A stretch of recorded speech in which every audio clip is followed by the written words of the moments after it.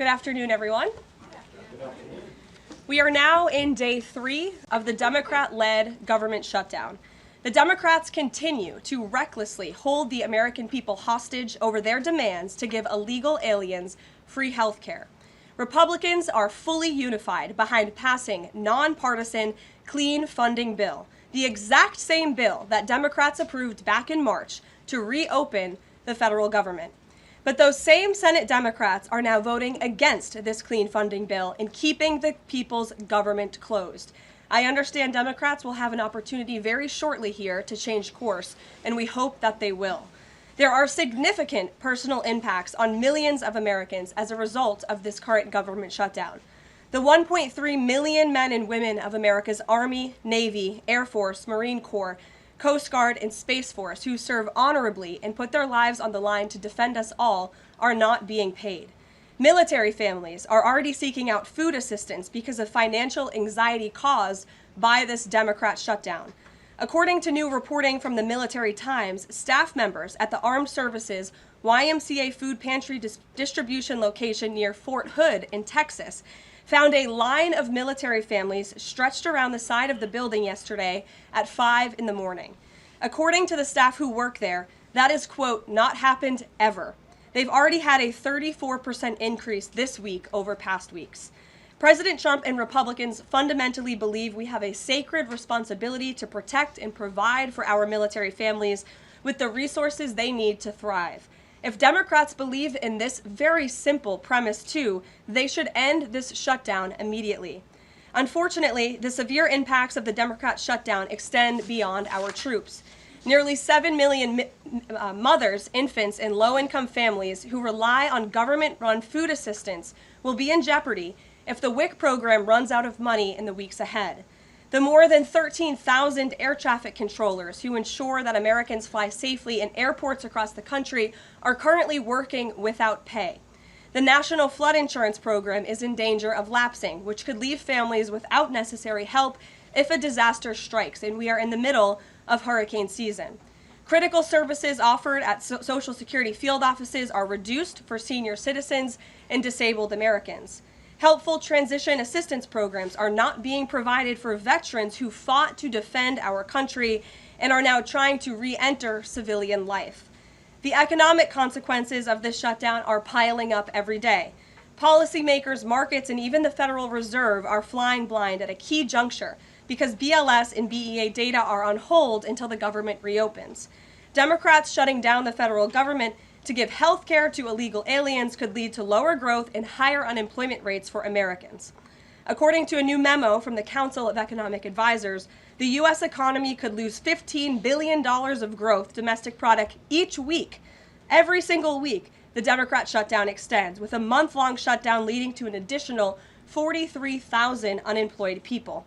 Small businesses are likely to encounter delays in receiving federal loans. Mortgage applications will likely shrink.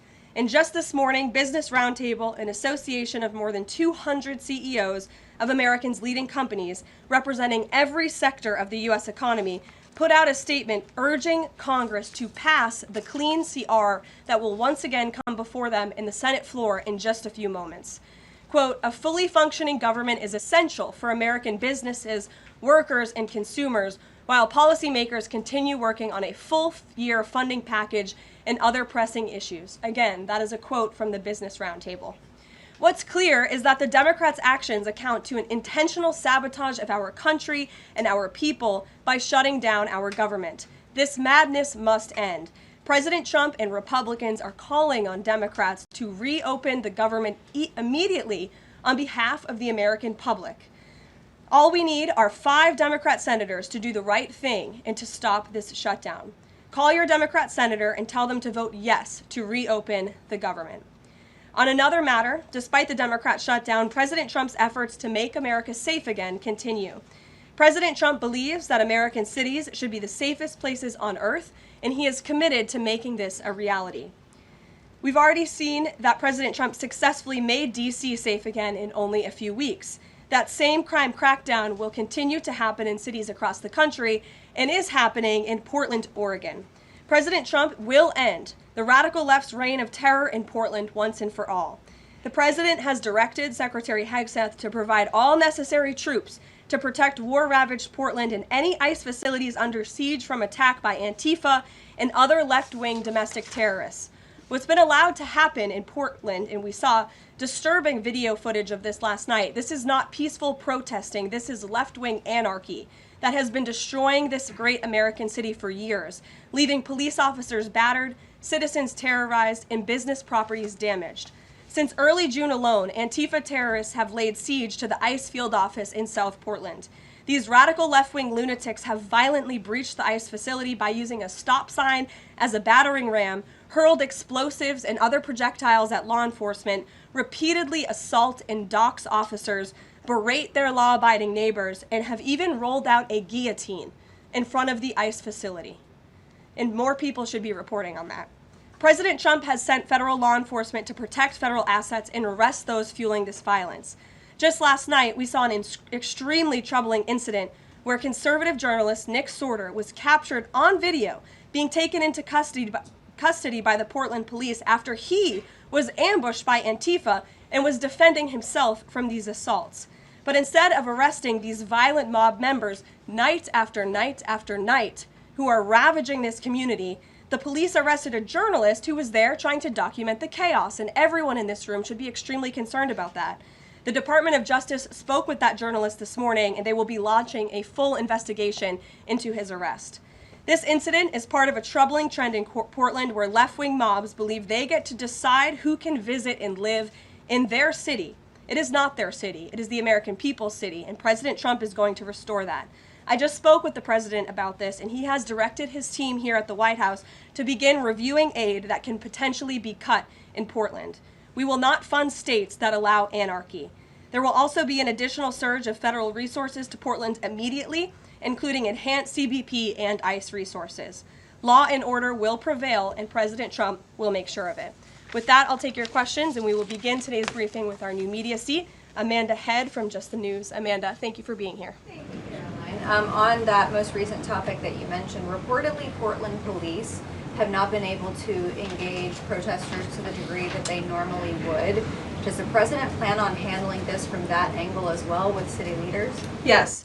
From our understanding in the law enforcement that we have here in the Homeland Security Task Force, I spoke with them this morning, and what they're seeing is that unfortunately, local police has been restricted from responding or cooperating at all with federal authorities, which is completely absurd. We have surged federal law enforcement personnel to this city to restore law and order and to work alongside local law enforcement. And we've seen the benefits of this in Washington, D.C., and all of you live here, so you can agree Washington, D.C. is and feels much safer because of the cooperation between federal and local law enforcement. They can and must be working together, and we think it's despicable that these local elected officials who swear an oath to protect their people are preventing law enforcement from doing their jobs on the ground. So that's why the president has directed his team here at the White House, and they are already on it to look into how we can cut funds. And the president wants to work with anyone. If the mayor of Portland were to call him right now and say, "Mr. President, please help us," I am sure the president would be willing to do that. He is genuinely serious about wanting to restore order in America's cities. But it's become apparent that the local and elected officials in Oregon do not feel the same, and that's very unfortunate for the people who live there. And then one more question on the government shutdown. Should there be some type of scheduled layoffs to maybe entice Democrats to come to the table, like every hour another agency, another 100 pink slips? I'm sure Russ Vought has a list of folks ready to go. Well, look, the Office of Management and Budget, as we've said repeatedly, is working with the agencies and our cabinet secretaries to identify where cuts unfortunately can and have to be made. And again, we understand there's another vote happening on the Senate floor in an hour. Maybe if Democrats do the right thing, this government shutdown can be over. Our troops can get paid again. We can go back to doing the business of the American people. But if this shutdown continues, as we've said, layoffs are an unfortunate consequence of that. And Russ Vought has been in contact with our cabinet secretaries at their respective agencies to discuss that. Thank you, Amanda. Kelly. How would this administration define what makes a Democrat agency, which agencies, and what constitutes being a Democrat agency? I think this administration has been very clear, Kelly, that we're not going to tolerate waste, fraud, and abuse in our government. And we've also been very clear to point out when agencies or when programs do not align with this administration's values of putting our country first. You've seen that with USAID and in various other cases where there's been cuts made or funding has been slashed. And so, again, unfortunately, we're having to do a massive review of the bureaucracy to be good stewards of the American taxpayer dollar. And it's the Democrats who have forced the White House and the president into this position by voting to shut the government down. You've talked about thousands likely layoffs coming. Do you have an update on the timeline for that? How quickly? And if the government is restored to funding and back in operation, will that list of potential layoffs still be on the table? Look, as I just stated, the Office of Management and Budget is in constant communication and contact right now with our cabinet secretaries and agencies across the board to identify, unfortunately, where layoffs have to be made and where cuts have to happen. But again, the Democrats have an opportunity to prevent this if they vote to reopen the government. That is all this administration and the president is asking for. Vote for a clean, continuing resolution to keep the government open. Peter. Thank you, Karoline. During the campaign, Thank you, Peter. I was raised to say thank you in the White House briefing room. During the campaign, President Trump said that he did not know anything about Project 2025. Now he knows about it. Is that the blueprint for shrinking the government? Look, the blueprint is what the president and his team and his cabinet secretaries ultimately decide. And the president trusts his cabinet secretaries to identify where there is waste, fraud, and abuse. We pointed out this morning, or Russ Vogt tweeted about this morning, a Chicago rail project that was canceled. We paused $2.1 billion in Chicago infrastructure projects, specifically the Red Line extension and the red and purple modernization projects. And it's because the administration is concerned that the Biden administration was handing out taxpayer dollars to pay for this construction based on DEI. DOT is reviewing the race-based contracting on unconstitutional grounds, and in the meantime, the Department of Transportation funds for these projects are on hold. So I guess this answers both of your questions. This would be an example of that. And just because there's so much shutdown talk, something different. What do you guys think about the NFL's decision to name Bad Bunny as the Super Bowl halftime performer, somebody who has not scheduled shows in the U.S. because he says that he's worried that ICE is going to come and arrest his fans? Well, look, I know there are many in this room who are very anxious to hear the president's response to Bad Bunny being the halftime show, so I won't get ahead of him. I won't reveal what he feels about this. Next time you all ask him a question, you're welcome to do that. I have my own feelings on that, but that's not what I'm up here to talk about. As far as ICE being at the Super Bowl, as far as I'm aware, there's no tangible plan for that in store right now. However, of course, this administration is always going to arrest and deport illegal immigrants when we find them. If they are criminals, we're going to do the right thing by our country. Kate. Did the president and Russ Vogt decide yesterday in their meeting which cuts they wanted to make to agencies and which ones would be permanent? Again, I've kind of answered this question a few different times now. It's been asked in a few different ways. Their discussions continue between the Office of Management and Budget and cabinet agencies across the board, and they are actively identifying where these cuts and these layoffs have to be made as this government shutdown hopefully does not continue. And on Hamas, the president said that if Hamas rejects the proposal that Netanyahu would have his full backing to finish the job. A UN report found that Israel was committing genocide in Gaza. Does the president have concerns about the civilians being killed, the worsening humanitarian crisis, and are there limits to what the White House would support when it comes to Israel's actions in Gaza? Look, the president has deep concerns about all of the atrocities that have taken place in the Middle East over the past few years. It's deeply unfortunate that he inherited this mess from the Biden administration. If you all recall, under President Trump in his first term, the Middle East was on a pathway for peace and prosperity. There was the historic signing of the Abraham Accords. Israel was on a path to normalization between Arab and Gulf nations, and we hope that can continue. But right now, the president has made it very clear to Hamas that this is an acceptable and detailed proposal that they must accept, or the consequences are going to be very grave for them. And he has given them a deadline of Sunday evening at 6 p.m. When I was out here on Wednesday, I told all of you, I'll leave it to the president to make that red line, and he now has. I think the entire world should hear the president of the United States loud and clear. And Hamas has an opportunity to accept this plan and to move forward in a peaceful and prosperous manner in the region. And if they don't, the the consequences, unfortunately, are going to be very tragic. Michael. Thank you, Caroline. Has the president declared war on international drug cartels? And if so, or if he will, does he feel he needs congressional approval?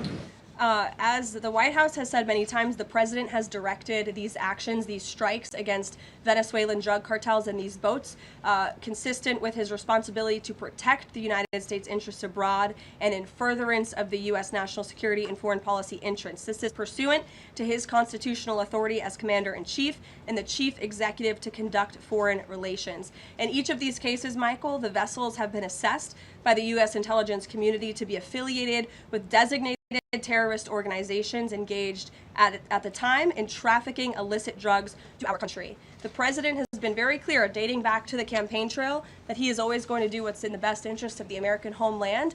And he also promised the American people he was going to end the drug epidemic that has taken far too many American lives. And you're seeing those actions play out almost every single day here. Last question on the shutdown, Caroline. Hakeem Jeffries has said that President Trump is in the Presidential Witness Protection Program since the shutdown has begun.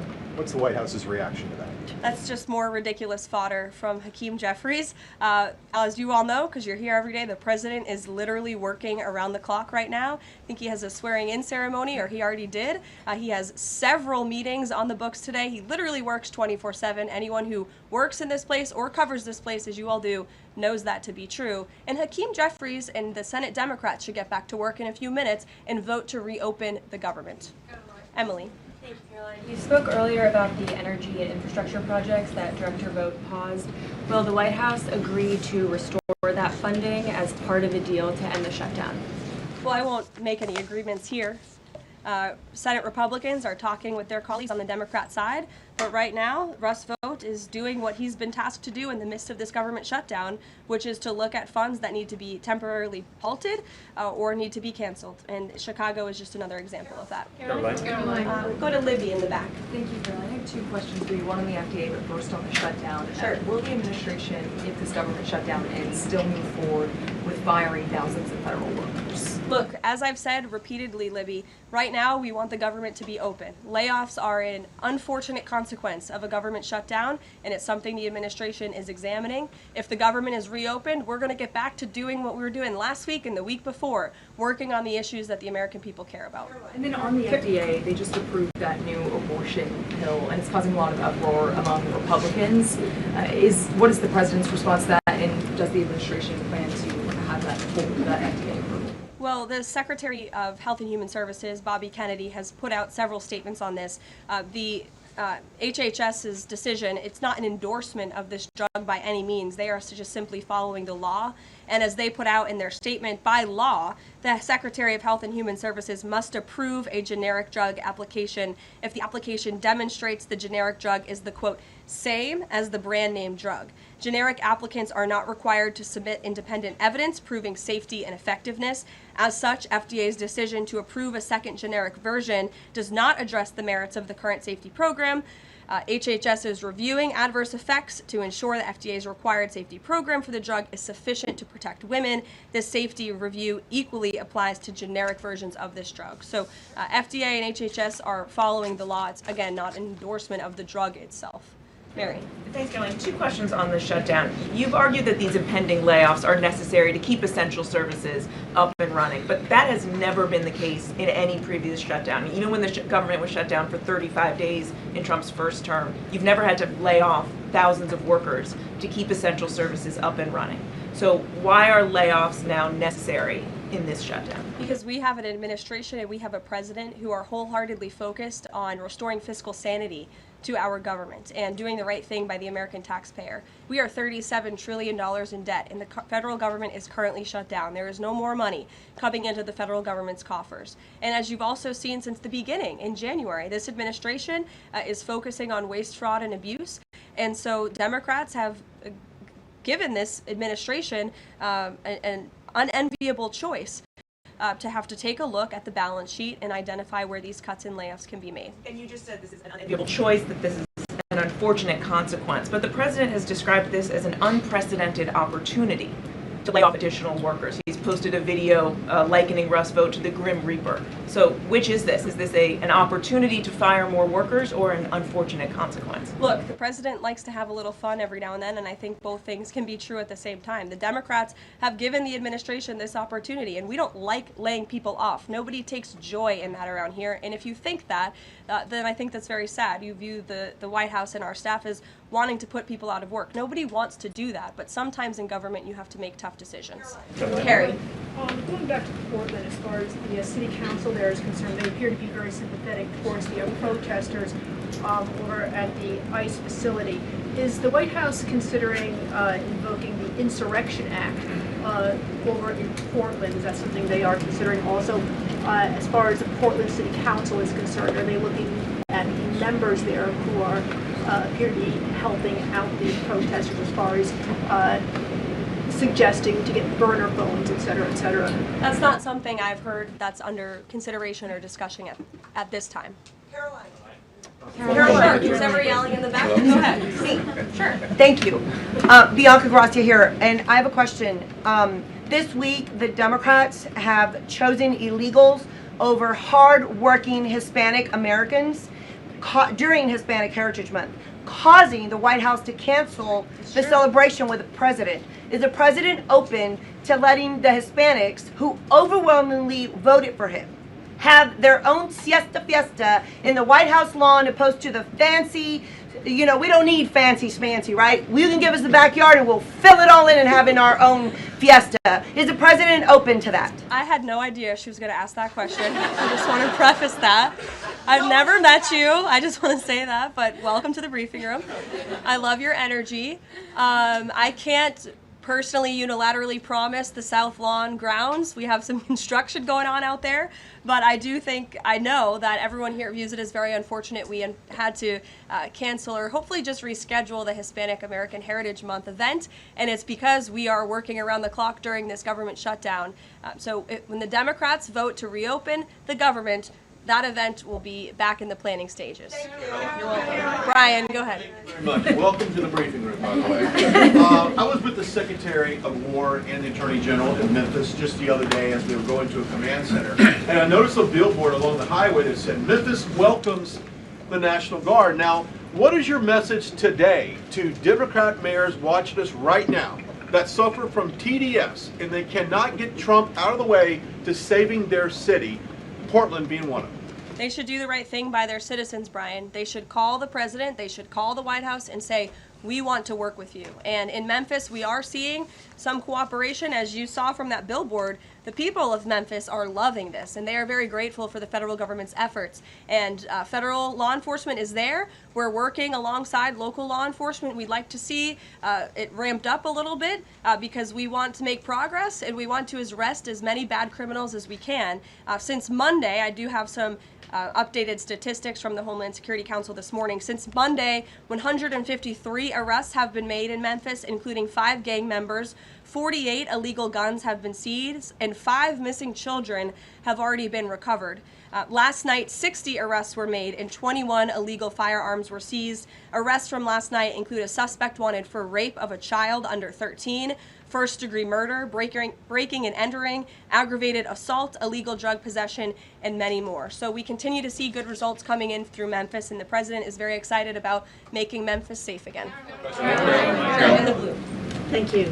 At the top of the briefing, you made a statement about that the Democrats are interested in giving health care to illegal immigrants. Yes, they are. U.S. law already prohibits that. It's a 1996 law saying that they cannot give unauthorized immigrants any federally subsidized health care coverage through Medicaid, the Affordable Care Act, or the Children's Health Insurance Program. There seems to be a disconnect in the messaging. Are you denying that Medicaid money has never gone to illegal aliens in the United States of America? I'm asking you if you can explain the disconnect in the messaging. I most certainly can. The Democrats' proposal, their continuing resolution, let me just reiterate, the Republicans' continuing resolution was a clean continuing resolution. There was no partisan politics injected into it. There were no conservative wish lists injected to it. What the Republicans want, and still want to this very second, is a clean continuing resolution to fund the United States government.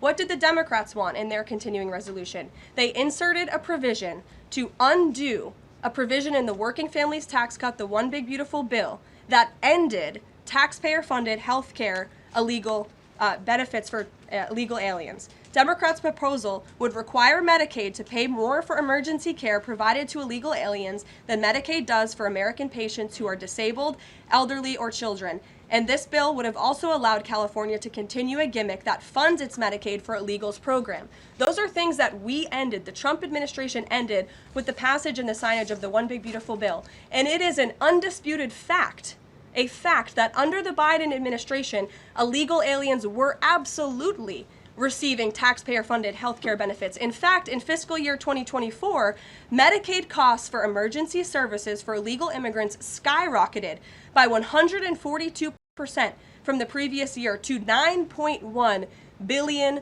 That's $9.1 billion taxpayer dollars that were going to emergency services for illegals. Between President Trump's last full fiscal year under his first administration and Joe Biden's last full fiscal year, Medicaid spending on emergency services for illegal immigrants nearly tripled. There was an increase of 196% between 2020 and 2024. And I have a chart here for you, and I'm more than happy to email it to you. I'd also like to add, because some were asking dishonest questions yesterday about emergency rooms. In Southern California, according to healthcare professionals in 2023 under the Biden administration, Southern California's, quote, entire healthcare system was being bombarded with illegal immigrants and forcing American patients to endure longer wait times. In Denver, Colorado, the CEO of Denver Health stated that 8,000 illegal immigrants made 20,000 visits to the city's health system in 2023. Leaving an uncompensated bill totaling over $10 million. So when an illegal alien goes to the emergency room, who's paying for it? The American taxpayer. The main safety net hospital in Denver had to turn away patients due to the massive influx of illegal immigrants into the community. And UC Health Hospitals in 2024 reported their system was under stress from an increasing number of migrants. As a result, according to the head of emergency departments and urgent cares across the hospital system, quote, access is impeded for everyone. These are healthcare professionals who dealt with this directly, and there's a lot more where that came from. It is an undisputed fact that Democrats want to give taxpayer-funded healthcare benefits to illegal immigrants, period. Ed. Yeah, thank you, Karoline. Is the president talking directly to Democratic senators to try and get their vote for a clean CR? The Senate Republicans are speaking directly with moderate Democrats. I understand those conversations have become very serious, and we hope positive in the right direction so that Democrats will do the right thing. I don't know if you saw overnight a refinery in California went up in flames. Is the president going to help the governor should gas prices spike, or could he help the governor? Look, I know the administration and the White House are aware of that situation that took place. I don't have any announcements for you, Ed, on that. Has the president seen the first draft of the commemorative coin that the Treasury is doing for the 250th anniversary? It has his face on it. Oh, I'm not sure if he's seen it, but I'm sure he'll love it. Kara. Thank you, Caroline. It's now being reported that former President Biden's DHS and TSA placed peaceful January 6 protesters and even Americans who refused to wear masks during COVID onto watch lists usually reserved for terrorists. Most of these people were not charged with crimes. Does the White House have a comment on the prior administration violating the free speech and due process of these Americans? And where is the outrage from the left that claims to stand for due process and free speech? And after that, I have another question about protecting journalists from Antifa. Sure. Well, Kara, to your first point, please send me that report. That's certainly very concerning. I haven't seen it myself, but if indeed that was happening, it's something I'm sure the Department of Justice and the FBI would deem worthy of looking into. And journalists, as you mentioned earlier, are being increasingly attacked by leftist protesters. I was actually assaulted outside of President Trump's United Nations speech, and I think the White House is aware that a Portland journalist was almost blinded by an Antifa protester. This has been a problem that's gone on for years, and police often say that their hands are tied. Does the White House have a plan or plan on issuing a statement maybe discouraging this violence against journalists out on the street like me and so many others in this room? Well, I hope that my statement earlier in the briefing served that purpose, but of course we condemn violence against anyone in this country, and journalists as well, who are exercising their First Amendment right. And there have been so many incredible independent journalists across the country who have gone undercover within Antifa and really have come to understand how this is a growing domestic terrorism threat inside of our country. And I would encourage maybe some of you in this room to get out outside the Beltway and go do some of that undercover investigative reporting, because it is really incredible what they found. I met with one of them in my office yesterday, and they're doing very dangerous work in difficult circumstances, and Antifa is a very violent group, as you've experienced and that many others in the media have as well. Christian. Yeah, thanks, Caroline. Following up on Libby, sort of on the other side of the abortion debate, has the president abandoned his campaign pledge to mandate insurance coverage for IVF services? No. Was there any update on that? We flew by that May EO deadline for the White House to produce a plan. I literally just read a statement from the Health and Human Services on you, for Libby at least, as far as IVF goes. I'll check in with our policy team and we'll get you some updates. Russia, how concerned is the White House that the Russian Navy seems to be escalating its provocation of NATO allies? I'm talking, of course, to the several close calls they've had with the Danish military during the EU leaders meeting in Copenhagen. It's something the administration takes very seriously, and we are constantly monitoring it. The National Security Council here at the White House is in constant correspondence with our NATO allies, and the president speaks to many of them as well. Caroline, we've seen a spate of gun violence in this country, both mass shootings. We've seen this Michigan church that was attacked, children being shot in pews in Minnesota. We've also seen politically motivated assassinations of Minnesota lawmakers, Charlie Kirk. Has any of this made the president or the White House rethink gun safety prevention in this country? Either red flag laws, I know that was a conversation in the first Trump administration, or is there anything on the table right now on gun violence? Of course, this is an extremely pressing issue for the administration in our entire country. It's deeply alarming to everyone here, the violence that we've seen taking place all over the country, the assassinations that have unfortunately, tragically taken place throughout the last several months. There are many discussions about how to prevent such violence and how we can ensure that law enforcement has the resources they can on the ground to not only respond, but again, to prevent such tragedies from taking place. If there are red flags within individual in the community, that they are treated as an emergency, a public safety emergency, not just, turn a blind eye to. There's many other things we can do, but the administration and the president has always also made it clear he's always going to protect the constitutional right, the Second Amendment constitutional right of Americans to own guns. Would you advocate for Congress to pass a federal red flag law? Right now they just incentivize states financially to have red flag laws, but I know Lindsey Graham has worked on this as a Republican. There are some Republicans that do support this kind of gun safety legislation. I don't want to get ahead of the president on any congressional action or any suggestion to Congress on that matter. Andrew. Thank you, Caroline. Two things. First, to follow up on something you said earlier about hospitals treating undocumented or illegal aliens. Is it the administration's position that hospitals should not have to treat people who come into the emergency department who are not here legally? No, that's not our position. Our position is that it's completely unacceptable that the Biden administration paroled and encouraged an invasion of tens of millions of illegal aliens into our country and then promised them free health care.